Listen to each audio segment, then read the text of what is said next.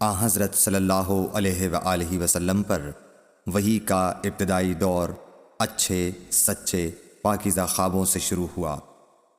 آپ خواب میں جو کچھ دیکھتے وہ صبح کی روشنی کی طرح صحیح اور سچا ثابت ہوتا۔ پھر من جانب قدرت آپ تنہائی پسند ہو گئے اور آپ نے غار حرا میں خلوت نشینی اختیار فرمائی اور کئی دن اور رات وہاں مسلسل عبادت اور یاد الہی و ذکر میں مشغول رہنے لگے۔ جب تک گھرانے کو دل نہ چاہتا توشہ ہمراہ لیے ہوئے وہاں رہتے۔ توشہ ختم ہونے پر ہی اہلیہ محترمہ حضرت خدیجہ رضی اللہ تعالی عنہا کے پاس تشریف لاتے اور کچھ توشہ ہمراہ لے کر پھر وہاں جا کر خلوت گزین ہو جاتے۔ یہی طریقہ جاری رہا یہاں تک کہ آپ پر حق منکشف ہو گیا اور آپ غار حرا ہی میں قیام پذیر تھے کہ اچانک حضرت جبرائیل علیہ السلام آپ کے پاس حاضر ہوئے اور کہنے لگے کہ اے محمد پڑھو۔ آپ فرماتے ہیں کہ میں نے کہا کہ میں پڑھنا نہیں جانتا۔ آپ صلی اللہ علیہ وسلم فرماتے ہیں کہ فرشتے نے مجھے پکڑ کر اتنے زور سے بھینچا کہ میری طاقت جواب دے گئی۔ پھر مجھے چھوڑ کر کہا پڑھو۔ میں نے پھر وہی جواب دیا کہ میں پڑھا ہوا نہیں ہوں۔ اس فرشتے نے مجھ کو نہایت ہی زور سے بھینچا کہ مجھ کو سخت تکلیف محسوس ہوئی۔ پھر اس نے کہا کہ پڑھ۔ میں نے کہا میں پڑھا ہوا نہیں ہوں۔ فرشتے نے تیسری بار مجھ کو پکڑا اور تیسری مرتبہ پھر مجھ کو بھینچا۔ پھر مجھے چھوڑ دیا اور کہنے لگا کہ پڑھو اپنے رب کے نام کی مدد سے جس نے پیدا کیا اور انسان کو خون کی پھٹکی سے بنایا۔ پڑھو اور آپ کا رب بہت ہی مہربانیاں کرنے والا ہے۔ بس یہی آیتیں آپ حضرت جبرائیل علیہ السلام سے سن کر اس حال میں غار حرا سے واپس ہوئے کہ آپ کا دل اس انوکھے واقعے سے کانپ رہا تھا۔ آپ حضرت خدیجہ کے ہاں تشریف لائے اور فرمایا کہ مجھے کمبل اوڑھا دو، مجھے کمبل اوڑھا دو۔ لوگوں نے آپ کو کمبل اوڑھا دیا۔ جب آپ کا ڈر جاتا رہا تو آپ نے اپنی زوجہ محترمہ حضرت خدیجہ رضی اللہ تعالی عنہا کو تفصیل کے ساتھ یہ واقعہ سنایا اور فرمانے لگے کہ مجھ کو اب اپنی جان کا خوف ہو گیا ہے۔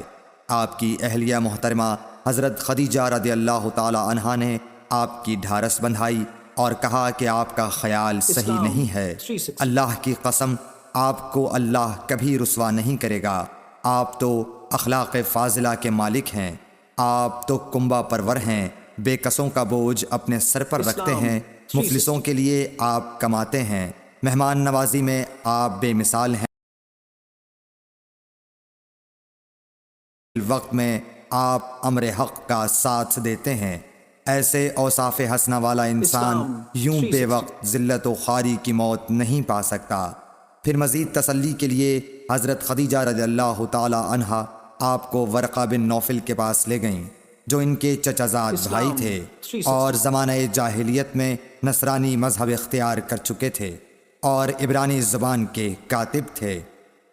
چنانچہ انجیل کو بھی حسب منشائے خداوندی عبرانی زبان میں لکھا کرتے تھے۔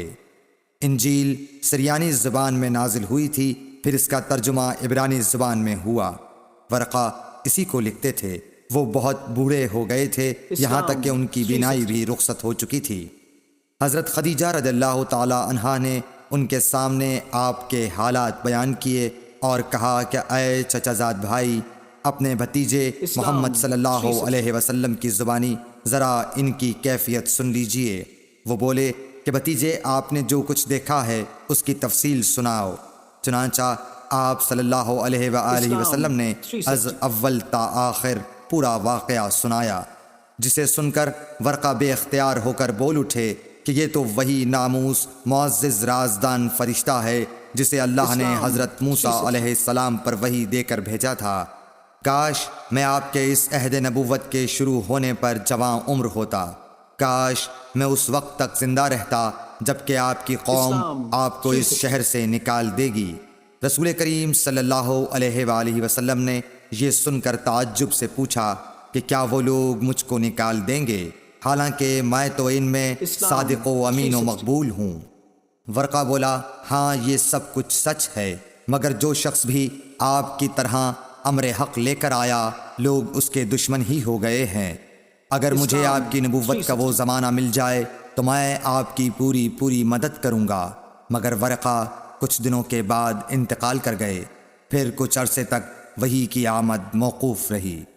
صحیح بخاری حدیث نمبر 3۔ قرآن و حدیث